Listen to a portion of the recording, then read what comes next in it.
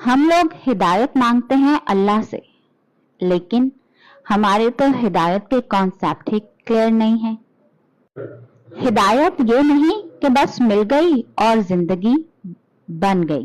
ہدایت ایک ساری عمر کی جدوجہد ہے۔ ہر دن کے، ہر گھنٹے کے، ہر پل میں آپ نے کچھ فیصلے کرنے ہوتے ہیں، ہاں یا نہیں، سیدھا یا الٹا، دائیں یا بائیں۔ اور ہدایت یہی ہے کہ ہر لمحے میں اپنے نفس سے لڑ کر اللہ کی رضا کے لیے فیصلے کیے جائیں، اور ہماری خود سے یہ لڑائی ساری زندگی چلتی رہے۔ اللہ آپ سے محبت کرتا ہے، تبھی تو آپ کو گراتا ہے۔